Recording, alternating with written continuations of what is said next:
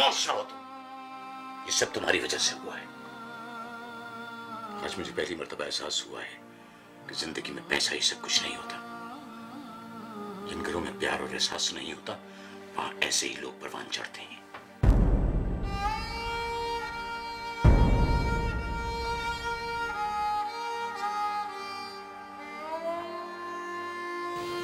आपने मुझे थप्पड़ मारकर अच्छा नहीं किया डैड।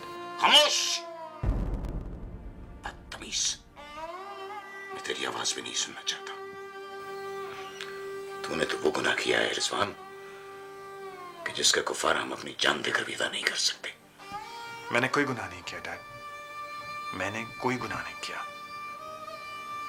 ऐसा करने पर मुझे आपने और मामा ने मजबूर किया था, और मजबूरी के तहत कायम किए गए रिश्ते हमेशा नहीं चलते। मजबूरी का रिश्ता?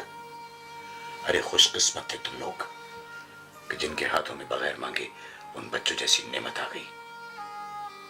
तुम तो वो लोग हो कि तुम्हें तो किसी को पानी की एक बूंद भी नहीं देनी चाहिए। आप कुछ ज्यादा ही सीरियस नहीं हो रहे? इतनी बड़ी तो कोई बात नहीं है। सीरियस? तुम्हारे नजदीक की बात सीरियस नहीं है। आशी बेगम, अगर ये जमीन फट जाती तो मैं इसकी तरफ देखता भी नहीं। सूरज आसमान पर जलते जलते बुझ जाता तब भी मैं खामोश रहता। दुनिया के सारे फूलों के रंग खत्म हो जाएं तब भी मैं इस हादसे को उससे बड़ा हादसा कहूंगा। और तुम रिजवान, तुमने सिर्फ अफरा को नहीं छोड़ा, तुमने इस दुनिया से एतबार को खत्म कर दिया। आज के बाद शायद कोई बाप अपनी औलाद पर एतबार करे।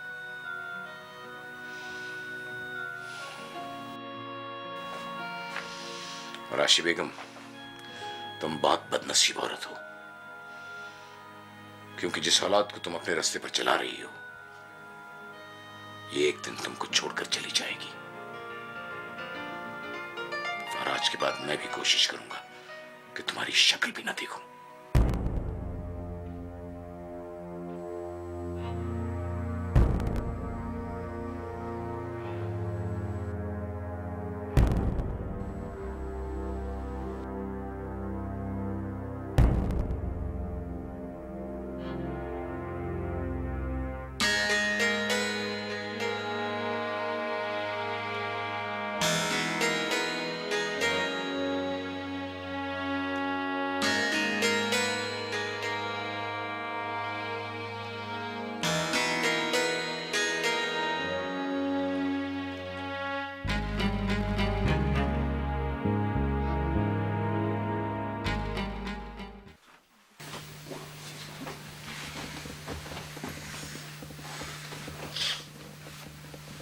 क्या कर रहे हैं आप लोग?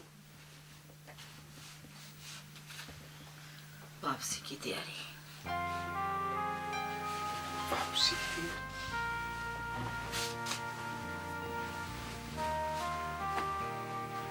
आप लोग वापस जा रहे हैं?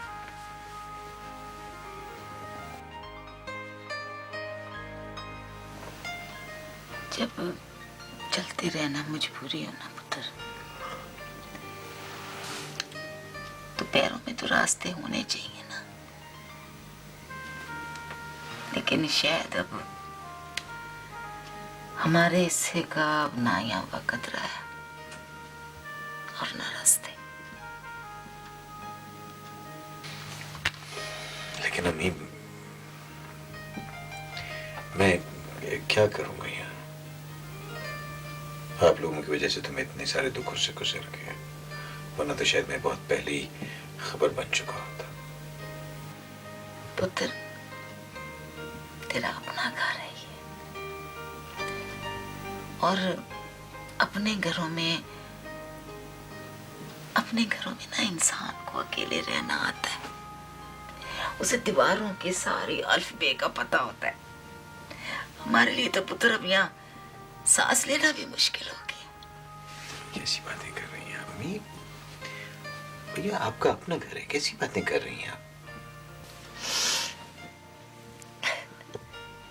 अहमद पुत्र, कम से कम अब तो सच बोल ले पुत्र।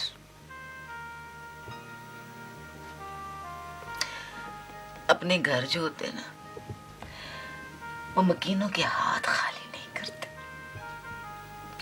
उनके सामान की हिफाजत करते हैं।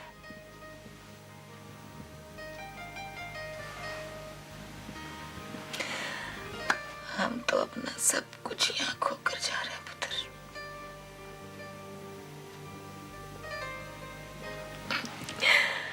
अब तो हमारे पास यहाँ खोने के लिए भी कुछ नहीं रहा।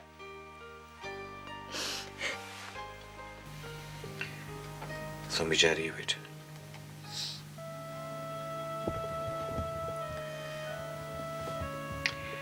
तुम्हारा तो ये घर है, तुम भी अंकल को छोड़ के चली जाओगी। अगर ये एक दिन के लिए भी मेरा घर रहा होता ना अंकल, तो मैं यहाँ से कभी ना जाती। मगर मैं तो दीवारों में रह रही हूँ, जिन्हें अब तक मेरा नाम तक याद नहीं हुआ। और वैसे भी अब तो यहाँ रहने का कोई जवाब भी नहीं है ना। मैं तुम्हें रोकने के काबिल तो नहीं हूँ बेटा, लेकिन आईने टूट भी जाए तो उनमें अक्स तो नजर आता ही है।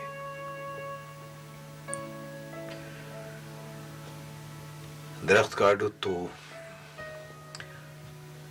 परिंदे तक उसकी याद में उसी जमीन पर बैठे रहते हैं जहां से वो दरख्त काटा गया है।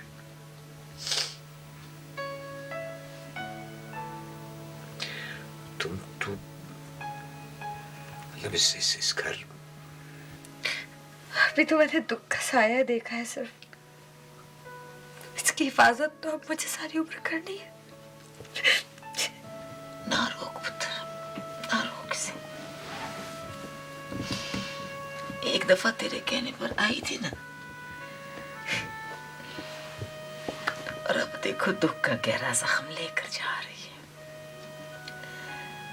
अब ये अगर तेरे कहने पर रुक गई ना, तो जो जख्म इसको लगेगा वो भरेगा नहीं कभी। जी माँ जी, शायद आप ठीक ही कह रही हैं। नहीं रोकना चाहिए मुझे इसे। इस छत के नीचे जो जहन्नम है उसमें मुझे अकेले ही चलना चाहिए। अपने हिस्से के छाले किसी और को देना शायद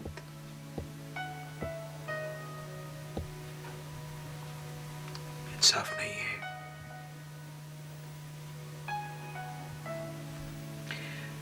ठीक कह रही हैं।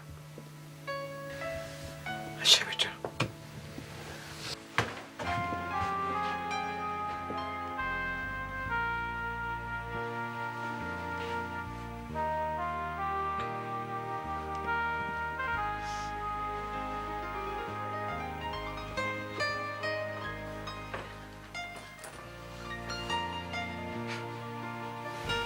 अब कौन सा ख्वाब दिखाने आए थे अहमद साहब?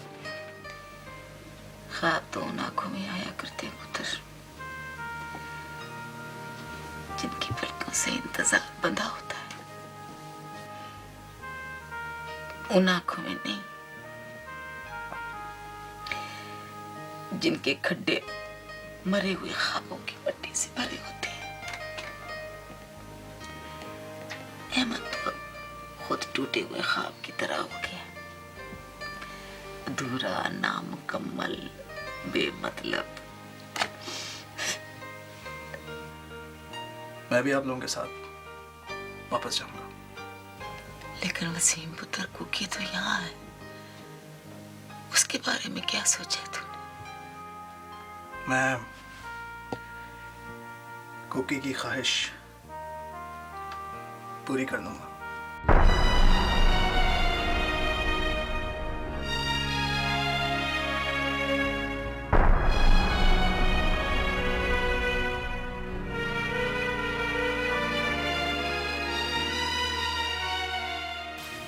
क्या तुम उसको तलाक दोगे भाई? सिर्फ इसलिए कि उसके भाई ने तुम्हारी बहन को छोड़ दिया? गुनाह का कफारा गुनाह से अदा करोगे तुम? अगर तुमने ऐसा किया ना भाई, तो मैं तुम्हारे साथ नहीं जाऊंगी। बस अरे पगली, तो क्या मैं तुझे खाली हाथों के साथ उस घर की दहलीज पार करने दूं जहां से तू भरे हाथों के साथ निकली थी? बता। वो दहलीज तो मुझे पार करनी ही है भाई। और ये मुठिया मैं जितनी भी खींच लूं ना, जिस दिन ये हाथ खोलेंगे लोगों को इनका खला नजर आ जाएगा। मगर तुम ऐसा मत करना भाई, प्लीज तुम ऐसा मत करना। अगर ये बट्टे सट्टे की शादी थी तो इसका मतलब ये थोड़ी है कि अगर उसने मुझे छोड़ दिया तो तुम भी उसकी बहन को छोड़ दो। क्या फर्क रह जाएगा तुम में और उसमें? बोलो भाई, क्या फर्क रह जाएगा तुम में और उसमें? जो बात तुम अपनी बहन के लिए बुरी समझते हो, वो कुकी के लिए क्यों सोच रहे हो? वो भी तो किसी की बहन है ना। दरिया अपनी ताकत का अंदाजा करते हुए भी अपने किनारों के अंदर रहता है, लेकिन ये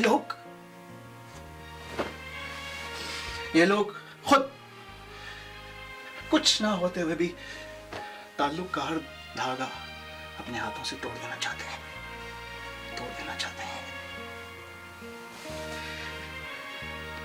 कुकी तो खुद मेरे साथ नहीं रहना चाहती। वो खुद चाहती है कि मैं उसे तलाक दे दूं। भाई नहीं, तुमसे मत छोड़ना भाई, प्लीज।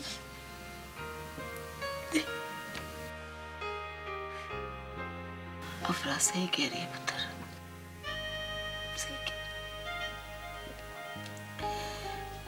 टूटे पत्ते शाह के साथ बांध दिए जाए ना तो वो बेशक हरे तो नहीं होते, लेकिन साथ उसके बंधे जरूर रहते।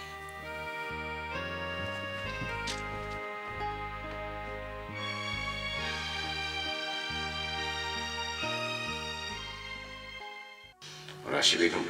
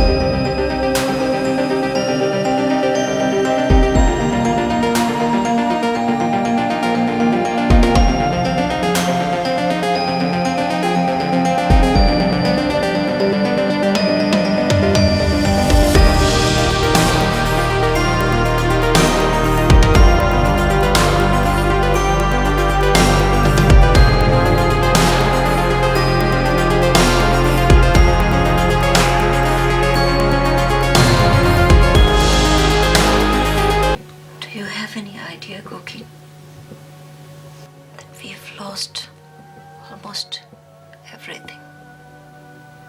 घर टूट गया है, एतमाद में वो दरार आ गई है जो शायद कभी नहीं भरेगी। आपको इस बात का अफसोस हो रहा है क्या? तुम्हें लगता है कि इस बात पे खुश होना चाहिए? कम ऑन मामा, किस ताल्लुक की बात कर रही हैं आप? आजकल तो वैसे भी सारे के सारे ताल्लुक जो होते हैं वो ज़ाती मफाद से जुड़े हुए होते हैं। Everyone is selfish, out to get the best for themselves. आप भी इसी तरह सोचें। कुकी, I wish के मैंने तुम लोगों को वो कुछ सिखाया होता जो नहीं सिखा सकी। ठीक है कि तुम लोग यहाँ पैदा हुए हो, you were born here, लेकिन यहाँ की हर बात फॉलो करने वाली नहीं होती।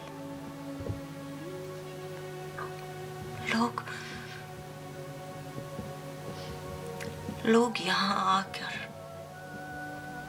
कहीं के नहीं रहते, ना यहाँ के ना वहाँ के। आपको इस बात का कुछ ज्यादा ही जल्दी ख्याल नहीं आ रहा? और अगर आप ये बात सोच भी रही हैं तो ये सिर्फ आपकी ख्वाहिश ही बन के रह जाएगी। ऐसा हो नहीं सकता। What do you mean?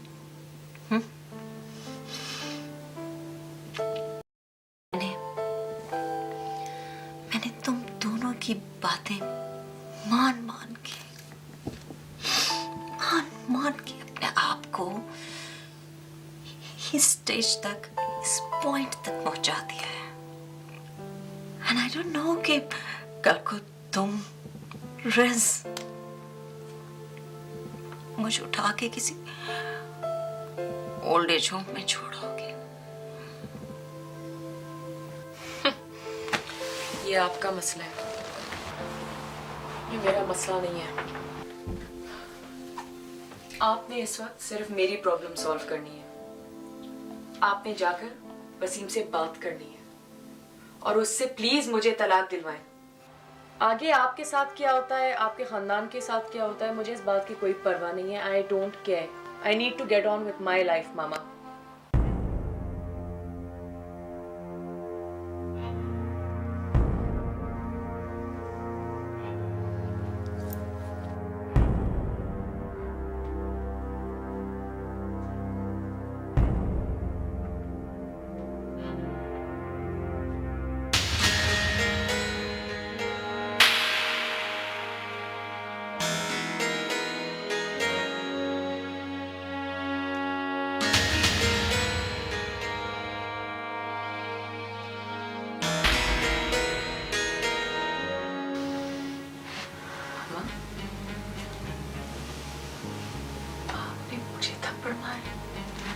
Yes, I did. मैंने मारा तुम्हें।